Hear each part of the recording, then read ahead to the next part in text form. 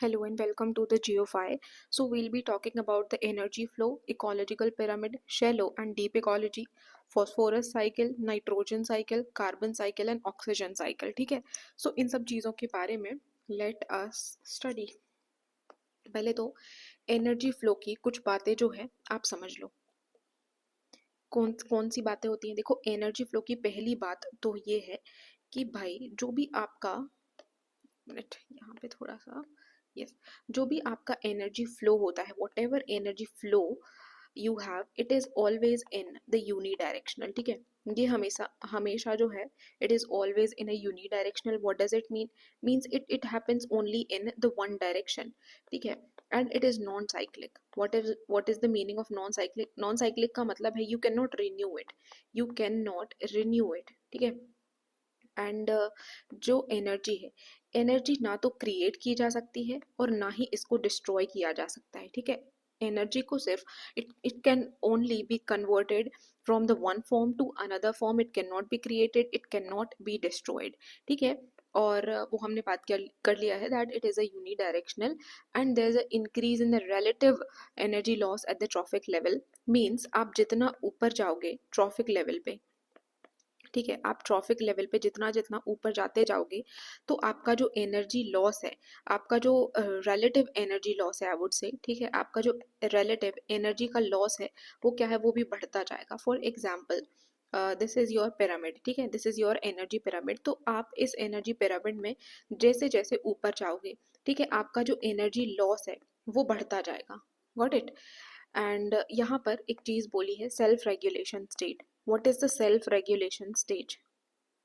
Self regulation stage. देखो कुछ animals हैं those animals they are able to regulate their state. ठीक है. तो जो सेल्फ रेगुलेट करते हैं स्टेज को that stage is called as what homeostatic mechanism. ठीक है. इसको होम्योस्टैटिक मैकेनिज्म बोलते हैं. Got it. जो सेल्फ रेगुलेशन स्टेज है उसको हम बोलते हैं होम्योस्टैटिक मैकेनिज्म. Got it. फिर हमारे पास इकोलॉजिकल पिरामिड है. Ecological pyramid. अब हमारे पास जो इकोलॉजिकल पिरामिड है वो कितने टाइप्स के हैं. We have ecological pyramid of numbers, we have ecological pyramid of mass and we have ecological pyramid of energy. ठीक है. अब ये जो इकोलॉजिकल पिरामिड ऑफ नंबर है नंबर में क्या देखते हैं हम. वी आर सीइंग कि नंबर ऑफ इंडिविजुअल. ठीक है. आपका जो नंबर ऑफ इंडिविजुअल है वो देखते हैं. तो अब हम बात करें कि अपराइट. अपराइट का मतलब क्या है. अपराइट का मतलब है the shape like this is your upright. okay it the shape this is your upright shape. ठीक है. ये आपका upright shape है और ये जो upright shape है ये आपको मिलेगा मोस्टली ग्रासलैंड्स में. याद रखना है ये आपका ग्रासलैंड्स में जो है अपराइट मिलेगा. इसका मतलब क्या है. इसका मतलब ये है कि जैसे दिस लोअर लेवल पे इस लोअर लेवल पे आपको क्या मिलेंगे क्रॉप प्लांट्स मिलेंगे. ठीक है. यू हैव द क्रॉप के प्लांट्स. ठीक है. फिर उसके बाद इन क्रॉप प्लांट्स जितने भी आपके क्रॉप प्लांट्स हैं उनके ऊपर आपके ग्रॉस हॉपर इन प्लांट्स से ज़्यादा होंगे. ठीक है. फिर ये जो ग्रॉस हॉपर है ग्रॉस हॉपर के ऊपर जो फ्रॉग हैं वो फीड कर रहे होंगे तो फ्रॉग्स जो हैं वो इससे कम होंगे. ठीक है. और फिर फ्रॉग्स के ऊपर स्नेक कर रहे होंगे.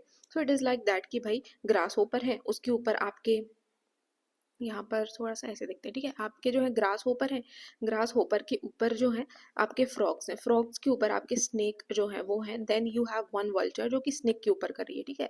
सो मतलब ऊपर ऊपर आप जैसे जाओगे आपका जो नंबर है नंबर वो जो है वो कम होता जाएगा. ठीक है. तो छोटे ऑर्गेनिज्म हमेशा कम होते हैं याद रखना. तो जो आपका ग्रासलैंड है उसमें नंबर्स जो है it is always what it is always like it is always upright. ठीक है. अब इन्वर्टेड कब होता है. देखो if you will talk about the single tree. ठीक है. यदि आप एक सिंगल ट्री की बात करो तो हमेशा ये नंबर जो है वो अपराइट होगा. सॉरी हमेशा जो है ये इन्वर्टेड होगा. What is the meaning of inverted. ये कुछ ऐसा शेप होता है इन्वर्टेड का. ठीक है. अब इसका मतलब क्या है. देखो इसका मतलब ये है अब देखो यहाँ पर एक सिंगल ट्री है. ठीक है. मैं इन्वर्टेड थोड़ा सा यहाँ पर ड्रॉ करने की कोशिश करती हूँ. सो this is your single tree. यहाँ पर आपका एक सिंगल ट्री है. ठीक है. इसके ऊपर क्या है सिंगल ट्री के ऊपर you have the several birds. बहुत सारे बर्ड्स हैं. ठीक है. You have the several birds and इसके ऊपर जो है यू हैव सेवरल पैरासाइट्स. ठीक है, तो मतलब यहाँ पर एक सिंगल ट्री है, उसके ऊपर बहुत सारे बर्ड्स हैं, बर्ड्स के ऊपर बहुत सारे पैरासाइट्स हैं। So this is your inverted जो पिरामिड नंबर है, inverted in the case of single tree. ठीक है, then we have the pyramid of biomass. अब ये जो पिरामिड ऑफ बायोमास है, बायोमास का मतलब है आपका weight, whatever the weight you have, ठीक है, this is called as the biomass. अब ये जो पिरामिड ऑफ बायोमास है वो अपराइट कहाँ होता है? So it is upright in where, it is upright in the terrestrial, जो आपका टेरेस्ट्रियल है, प्लस आपका जो एक्वाटिक इकोसिस्टम है, ठीक है, वहां पर ये जो है अपराइट होता है। क्यों होता है? देखो टेरेस्ट्रियल में एक मिनट, एक्वाटिक इकोसिस्टम, देखो एक्वाटिक इकोसिस्टम अलग होता है, बट जो इन्वर्टेड कहाँ होता है, ये एक साथ थोड़ा सा याद रखो, इन्वर्टेड होता है आपका मरीन इकोसिस्टम में। ठीक है, यदि आपको मरीन आ जाए, मरीन में आपको ये जो बायोमास है वो इन्वर्टेड करना है, बाकी एक्वाटिक या फिर टेरेस्ट्रियल में यू हैव टू से अपराइट। अब ये टेरेस्ट्रियल में अपराइट कैसे होता है? देखो this is your upright, okay, upright, how it is upright, let's see. तो सबसे नीचे जो है, सबसे नीचे you have the single long tree. ठीक है, आपका सिंगल लॉन्ग ट्री, इसका वजन ज्यादा होगा, उसके ऊपर जितने भी बर्ड्स हैं, जितने भी बर्ड्स हैं, मान लो जिसके ऊपर इतने बर्ड्स हैं, तो इन बर्ड्स का जो मास है वो ट्री से तो ज्यादा नहीं होगा है ना। फिर यहाँ पर जो पैरासाइट्स हैं, पैरासाइट भी बर्ड से तो कम ही होंगे। सो this is the like this is your upright. ठीक है, अब इन्वर्टेड की बात कर लें। इन्वर्टेड, इन्वर्टेड क्यों होगा? देखो पहले तो यहाँ पर स्मॉल फाइटोप्लैंक्टन्स हैं, उनके ऊपर आपके जो है वो क्रेटेशियंस। अब जो फाइटोप्लैंक्टन्स हैं उनका वजन थोड़ा छोटा है, जो स्मॉल क्रेटेशियन फिशेज हैं उनका इनसे मतलब इनसे तो बड़ा ही होगा। ये जो फाइटोप्लैंक्टन्स है इनसे तो ज्यादा ही वजन होगा। और सबसे लास्ट में आ जाते हैं आपके पास व्हेल्स जैसे है ना, वो लार्ज फिशेस, तो सबसे ऊपर जो मास है वो काफी ज्यादा होगा। So that's why in the marine ecosystem you will find कि भाई जो आपका पिरामिड ऑफ बायोमास है इट इज इन्वर्टेड। ठीक है, एंड जो आपका टेरेस्ट्रियल है वहां पर क्या होगा? It is upright. So yes we have seen, जरा इसको साफ नहीं करती हूँ, देख लेते हैं। जो पिरामिड ऑफ एनर्जी है ये तो हमेशा ही अपराइट होता है, क्योंकि आप जैसे जैसे ट्रॉफिक लेवल पर ऊपर जाओगे आपका जो एनर्जी लॉस है वो बढ़ जाएगा। ठीक है, सो दिस इज, आपको सिर्फ नंबर वाला याद रखना है। पिरामिड ऑफ नंबर्स दो टाइप के होते हैं, एक होता है अपराइट, दूसरा होता है inverted. If you'll talk about the single tree, so pyramid of number is inverted in that case, and if you'll talk about the grass land then it is upright. Then pyramid of biomass, pyramid of biomass जो है वो terrestrial के case में, terrestrial या फिर aquatic के case में it is upright, and then inverted होगा मरीन के केस में। ठीक है, then we have the shallow ecology and deep ecology. अब shallow ecology and deep ecology में let's see the difference. Okay, let's see the difference, shallow ecology and deep ecology. Okay, so जो shallow ecology है it deals with the anthropocentric, okay, it deals with the anthropocentric approach. ठीक है, anthropocentric approach होता है आपका shallow, मतलब जो human है everything they see from the humanistic eye. ठीक है, कि ह्यूमन के हित में यदि है तो हम जो है एनवायरमेंट को बचाएंगे, क्योंकि हम सांस लेते हैं, क्योंकि हमारे लिए जरूरी है, because it is healthy for us. So it is the anthropocentric approach. And जो डीप इकोलॉजी है इट इज इंडिपेंडेंट। ठीक है, ये इंडिपेंडेंट है ह्यूमन यूज के, मतलब जरूरी नहीं है कि ह्यूमन का ही इसमें हित हो, इसकी इंट्रिंसिक वैल्यू की वजह से। इंट्रिंसिक वैल्यू का मतलब क्या होता है? मतलब ये कि भाई जो एनवायरमेंट वगैरह है उनकी खुद की भी तो कुछ इंट्रिंसिक वैल्यू होती है। So because of the intrinsic value of the nature, ठीक है, इसीलिए ये डीप इकोलॉजी है, and it is the ecocentric approach. This is the ecocentric approach. ठीक है, ये एक इकोसेंट्रिक अप्रोच होता है। Then second we have the short term, ये जो शैलो इकोलॉजी है वो शॉर्ट टर्म सोल्यूशन देता है, एंड जो डीप इकोलॉजी है it gives us long term solutions. Got it? And it is utilitarian. ठीक है, ये यूटिलिटेरियन है, हित में बात करता है। ठीक है, and this is the philosophical. ठीक है, ये आपको फिलोसॉफिकल बातें बताएगा। Got it? सो ये एंथ्रोपो जो शैलो है वो एंथ्रोपोसेंट्रिक अप्रोच है, डीप इकोलॉजी आपका इंट्रिंसिक एंड इकोसेंट्रिक अप्रोच है। Shallow ecology deals with the short term solution, deep ecology deals with the long term solution, then shallow ecology is the utilitarian and deep ecology is the philosophical. Got it?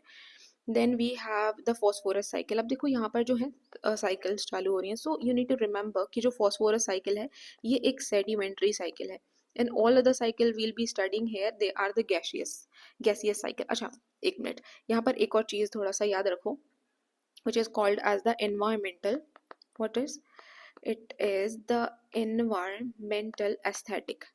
ठीक है, आपका जो भी environmental aesthetics है, environmental aesthetics का मतलब क्या है, देखो एनवायरमेंटल एस्थेटिक्स का मतलब है, क्योंकि जो बिकॉज नेचर की क्या है, nature has the beauty, nature के पास ब्यूटी है, तो नेचर की जो ब्यूटी को बेस मान के हम क्या करते हैं, नेचर को प्रोटेक्ट करने की कोशिश करते हैं. ठीक है, so we are protecting nature because it has a aesthetic beauty. What it has a aesthetic beauty, that's why we are we are protecting the nature, and this is the philosophical ground for the protecting nature, that is called as the environmental aesthetics. ठीक है, now we'll talk about the philosophical. ये जो है एक sedimentary cycle है. ठीक है, इसमें कोई भी रेस्पिरेटरी लॉसेस नहीं होते, it does not have any respiratory losses phosphorus cycle में. देखो इसका जो साइकिल है, let me tell you. Firstly यहाँ पर आपका एक सेडिमेंट्री रॉक होगा. ठीक है, आपका whatever your sedimentary rock, then you are having sedimentary rock के बाद इस सेडिमेंट्री रॉक का होगा वेदरिंग. वेदरिंग के बाद क्या होगा, वेदरिंग के बाद you will be having the water reservoir. ठीक है, वेदरिंग के बाद ये जो सेडिमेंट्री रॉक के कण हैं वो चले जाएंगे आपके वाटर रिजर्वोयर में.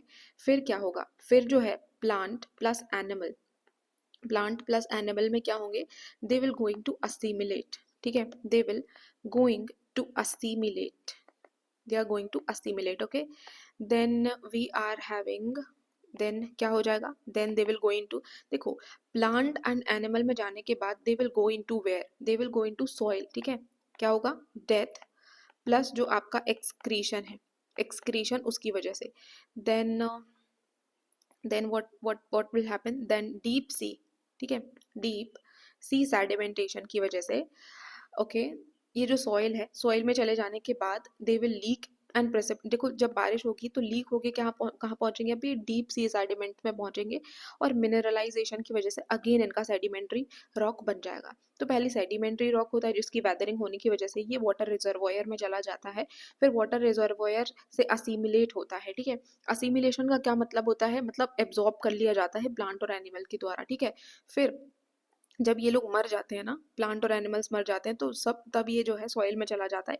सॉइल में फिर होती है बरसात, बरसात की वजह से ये क्या होगा, डीप सी सेडिमेंट में चला जाएगा, एंड यहाँ से जो है again it will mineralize, mineralize के बाद ये again they will convert into the sedimentary rock. ठीक है, ये होता है हमारा फॉस्फोरस साइकिल.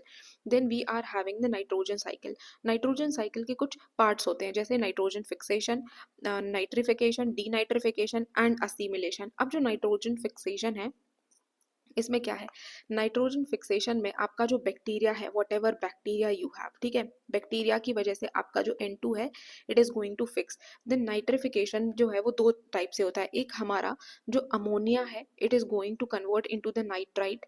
जब अमोनिया आपका नाइट्राइट में कन्वर्ट होता है, इसको बोलते हैं नाइट्रोसोमिनस. मतलब जो नाइट्रोसोमिनस बैक्टीरिया है it is going to convert आपका अमोनिया टू नाइट्राइट. ठीक है, फिर नाइट्रोबैक्टर, देखो ये जो बी ए आ गया तो क्या कर देगा, एन ए में कर देगा, मतलब नाइट्रेट में कर देगा. ठीक है, नाइट्राइट को नाइट्रेट में करेगा कौन, it is going to do जो आपका नाइट्रोबैक्टीरिया है. ठीक है, ये नाइट्रोसोमिनस है, दिस इज द सोमिनस, नाइट्राइट में करेगा, और जो नाइट्रोबैक्टीरिया है ये नाइट्राइट से नाइट्रेट में करेगा. Got it. फिर डीनाइट्रिफिकेशन क्या होगा, देखो डीनाइट्रिफिकेशन बेसिकली जो आपका N2 है वो रिलीज हो जाता है एटमॉस्फेयर में, that is called as the denitrification. Assimilation क्या है, असिमिलेशन देखो व्हेनेवर जो प्लांट्स हैं, whenever plants they are absorbing N2, whenever your plants they are absorbing, ठीक है, they are absorbing, whenever your absorbing, okay, whenever your plants they are absorbing the N2, that is called as the assimilation, उसको assimilation बोलते हैं. So what do we have the nitrogen का fixation, we have the nitrification, इसमें ammonia से nitrite, nitrate से nitrite से nitrate, denitrification जो N2 का रिलीज है that is assimilation, plant absorbing the N2. okay, then carbon cycle, what is the carbon cycle, carbon cycle में we have the carbon cycle. okay, carbon का cycle, so this is your industry. ठीक है, ये आपका industry है. ठीक है, industry से क्या है, here CO2 they are releasing in the atmosphere, एक तो ये हो गया. ठीक है, अब जो है एटमॉस्फेयर में रिलीज होने के बाद this CO2 this is going to taken by the plants. यहाँ पर जो है प्लांट्स इस CO2 को ले लेंगे एंड अगेन जब ये प्लांट्स की डेथ हो जाएगी, सो ये बन जाएंगे फॉसिल फ्यूल, और फिर आप फिर से फॉसिल फ्यूल को बर्न करोगे, so it will going to release in the CO2। और जो हमारे यहाँ पर और कौन रिलीज करता है, जो हमारे एनिमल्स वगैरह हैं, they are also going to release in the atmosphere. Okay, so this is the thing. अब ऑक्सीजन का साइकिल, ऑक्सीजन का तो बहुत ही सिंपल होता है कि भाई इनको सबसे पहले तो सोर्स क्या है, इसका सोर्स है कि जो हमारे प्लांट्स वगैरह हैं वो O2 को प्रोड्यूस करते हैं, then they are going to release in the atmosphere, फिर एटमोसफेयर से they are going to release in the atmosphere, then what is happening, atmosphere से we are taking this O2, ठीक है, मतलब जो हमारे animals हैं, animals going to take, ठीक है, and then जो हम है, मतलब जो हमारे एनिमल्स हैं वो ले लेते हैं O2 and they are giving CO2 to the trees. Okay, तो this is the cycle actually. So आपको ये सारी साइकिल्स जो है थोड़ी सा याद रखना है। फॉस्फोरस का याद रखना है, सेडिमेंट्री साइकिल है, और नाइट्रोजन जो है वो ये आपको नाइट्रिफिकेशन याद रखना है, ठीक है। अमोनिया से नाइट्राइट में नाइट्रोसोमिनस, एंड नाइट्राइट से नाइट्रेट में यू हैव द नाइट्रोबैक्टर, ठीक है। So with this we have done this energy flow, ecological pyramid, shallow versus deep ecology, phosphorus, nitrogen, carbon and oxygen cycle, ठीक है। अब एक और चीज़ पढ़ लेते हैं। Okay, so so let's study about this nutrients, ठीक है। इसमें अब हम न्यूट्रिएंट्स पढ़ेंगे, जो पॉपुलेशन का इंटरेक्शन है वो पढ़ेंगे, then we'll talk about the climate का change, then greenhouse gases के बारे में, पोल्यूटेंट्स एंड उनकी डिजीजेज, जो एनवायरमेंटल मूवमेंट्स हैं वो, NOx and AQI and fog के टाइप्स, ठीक है। अब न्यूट्रिएंट्स, न्यूट्रिएंट्स में we have the macro nutrient, we have the micro nutrient. तो जो मैक्रो न्यूट्रिएंट्स हैं वो कौन से होते हैं, सो लेट्स स्टडी।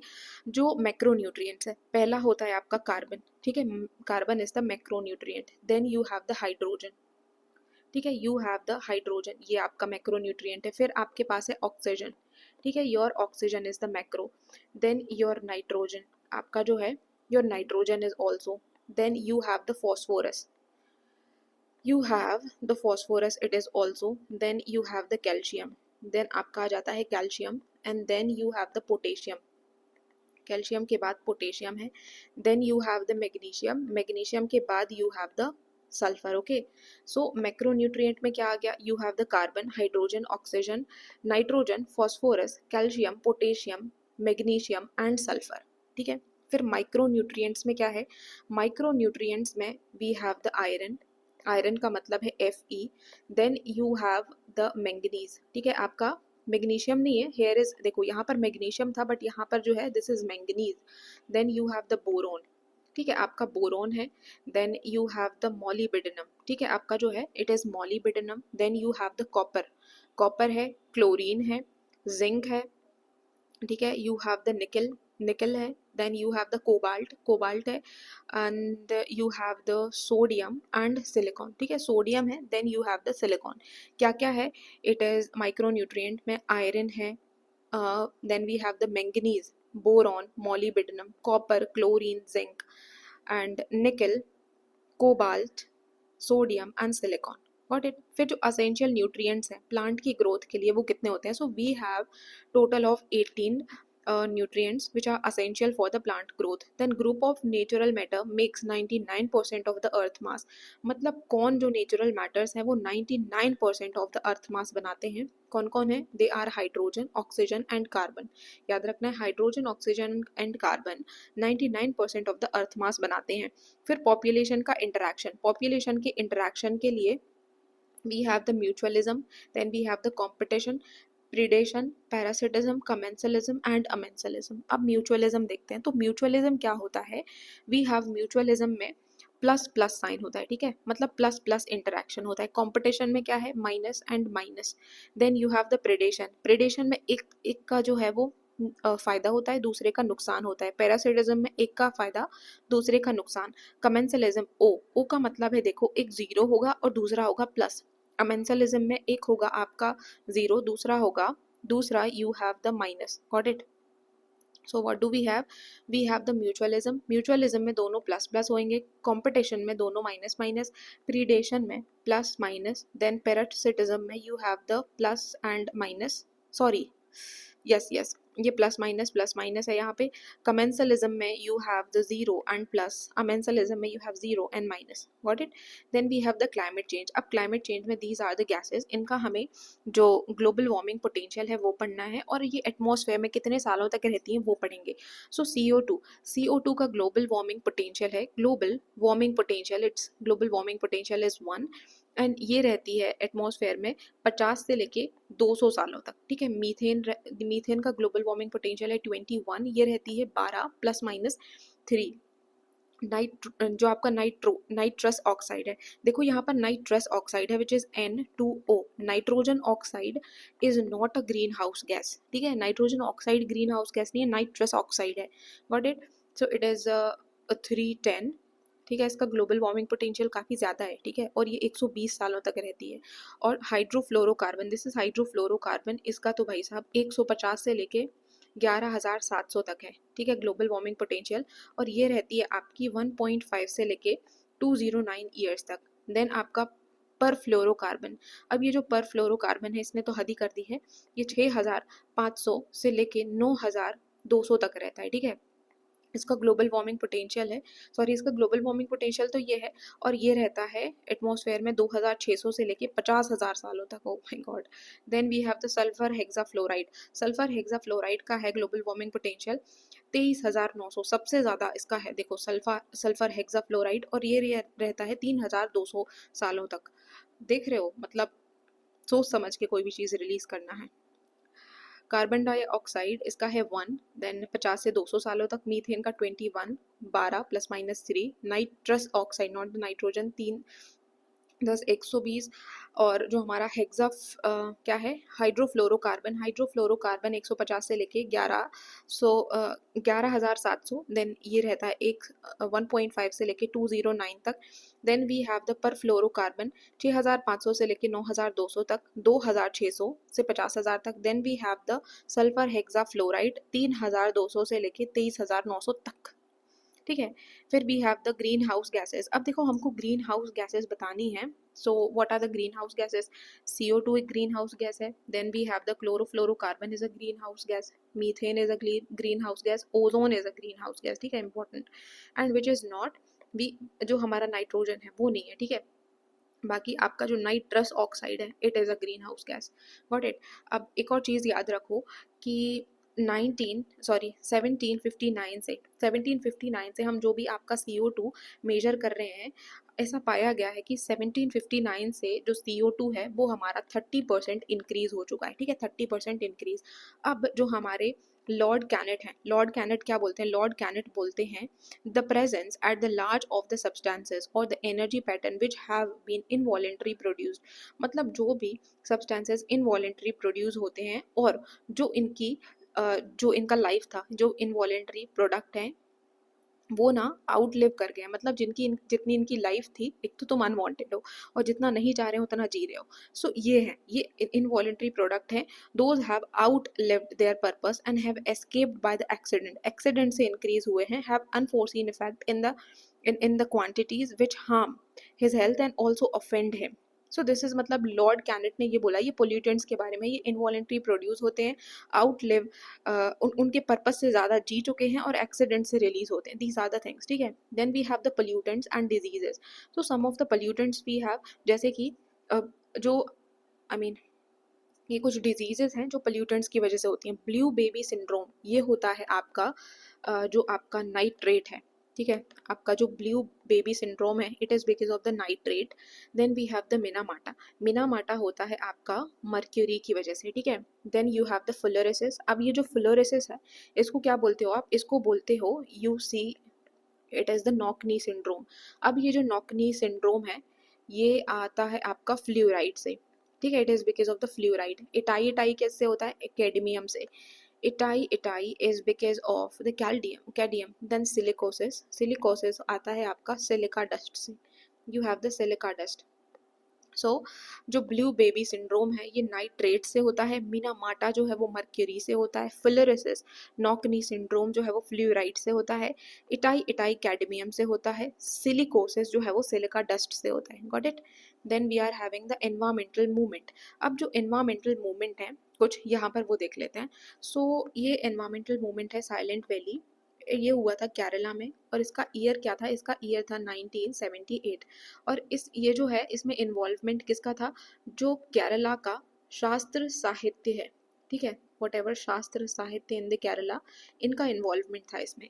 फिर जो चिपको मूवमेंट है वो उत्तराखंड में हुआ था 1973 में ये हुआ। एंड इसमें क्या थे, जो आपके सुंदर लाल बहुगुणा है, ठीक है, आपने नाम सुना होगा, जो आपके सुंदर लाल बहुगुणा साहब हैं, बहुगुणा साहब, he was the one. Then Bishnoi, अब विश्नोई जो है it was in the Rajasthan और 1700 में हुआ था। And here the Amrita, Amrita Devi Bishnoi, ठीक है, जो भी आपकी अमृता देवी बिश्नोई थी, she was the one who was leading this movement. And then Narmada Bachao, it was in the Gujarat, it was in the MP and it was in the Maharashtra, ठीक है। नर्मदा बचाओ ये 1985 में हुआ था। एंड इसमें जो मेधा पाटकर हैं, she was the leading one, ठीक है, मेधा पाटकर। सो देख लेते हैं पहले कौन सा हुआ। सबसे पहले हुआ आपका विश्नोई मूवमेंट राजस्थान में, Amrita Devi Bishnoi was the leading one. Then you have the Chipko, जो कि आपका हुआ उत्तराखंड में, सुंदर लाल बहुगुणा जी हैं इसको लीड कर रहे थे 1973 में। Then you have the silent valley Kerala में 1978 में, Shastra Sahitya was the leading. And Narmada Bachao Andolan जो हुआ आपका गुजरात, महाराष्ट्र और मध्य प्रदेश में, मतलब ये जो है Gujarat, this is your MP and this is your Maharashtra, ठीक है, इसकी बॉर्डर पे हुआ। एंड 1985 में हुआ, was done by the Medha Patkar, ठीक है, Medha Patkar was the leading one. Then you have the NOx and you have the AQI। अब नाक्स और AQI के बारे में पढ़ लेते हैं कि भाई जो नाक्स है, नाक्स के we have the 12 pollutants and AQI के वी हैव द 6 pollutants। अब जो नाक्स है was done by the CPCB, ठीक है, मतलब central pollution control board. And जो आपका AQI है it is also by the central pollution control board, ठीक है, it is also by the central pollution control board, ठीक है। जो नाक्स है वो सेंट्रल पोल्यूशन कंट्रोल बोर्ड के 12 इसके पोल्यूटेंट्स हैं and AQI having the 6 pollutants. अब थोड़ा सा पोल्यूटेंट्स देख लेते हैं। देखो सबसे पहले तो आप AQI के पोल्यूटेंट्स देखो, इसमें है आपका PM2.5, PM आपका जो 10 है। Then you have the NO2, ठीक है, नाइट्रोजन ऑक्साइड, सल्फर डाइऑक्साइड, आपका जो कार्बन मोनोऑक्साइड है, एंड O3। एंड इसमें आपका CO2 नहीं है, याद रखना है, ठीक है। अब इनको उठा के रखो, कौन कौन से इसमें है वो देखते हैं, ठीक है। इसमें भी है जो आपका PM2.5, ठीक है, PM2.5 जो आपका PM10 है, इसमें भी PM10 है। देन इसमें भी आपका NO2 है and it also has the SO2, it also has the O3 and it also has the carbon monoxide। अब दो चीज़ें और हैं इसमें which is called as the lead, ठीक है, lead है इसमें, और NH3 है which is ammonia, ठीक है, क्या है, lead है और ammonia है, ये pollutants है इसमें। फिर अब हम fog के टाइप पढ़ेंगे। so we have the classical fog and photochemical fog। अब जो classical fog है, whatever the classical fog we have, इस क्लासिकल फॉग को हम बोलते हैं लंदन फॉग, ठीक है। और जो फोटोकेमिकल फॉग है वो होता है आपका लॉस एंजलिस फॉग में।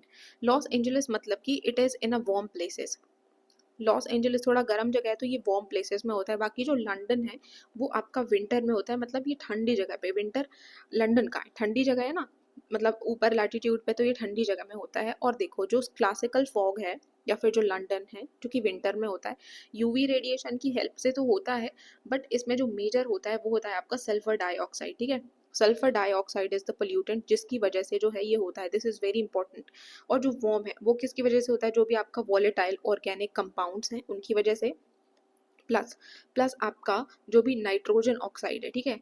अब ये जो नाइट्रोजन ऑक्साइड है और जो वॉलेटाइल ऑर्गेनिक कंपाउंड्स हैं, ये यूवी रेडिएशन की हेल्प से, मतलब सनलाइट में दे रिएक्ट, और उसके बाद ये फोटोकेमिकल स्मॉग जो है वो बनाते हैं। और ये जो नाइट्रोजन ऑक्साइड है, ज़रूरी नहीं है कि यही हो, कौन कौन सी चीज़ें हो सकती हैं, O3 भी हो सकता है इसमें, और आपका पेरोक्सीटेसिल नाइट्रेट, पेरोक्सीटेसिल नाइट्रेट मतलब जो आपका पेन है, ठीक है, इसको बोलते हैं पेरोक्सीटेसिल नाइट्रेट। एंड यहाँ पर आपका NO2 भी हो जाएगा, और वॉलेटाइल ऑर्गेनिक कंपाउंड्स इसमें बहुत सारे, ठीक है। O3, पेरोक्सी पेरोक्सी एसिटल, मतलब पेरोक्सी एसिटल ऐसे बोलो, peroxy, it is the peroxy acetyl, ठीक है, peroxy acetyl nitrate, NO2 and volatile organic compound. And then we have the classical smog में SO2 की वजह से, ठीक है। So with this we have done with this environmental geography का nutrients वगैरह, ठीक है। रिवाइज 2 और 3 times, got it. Thank you so much.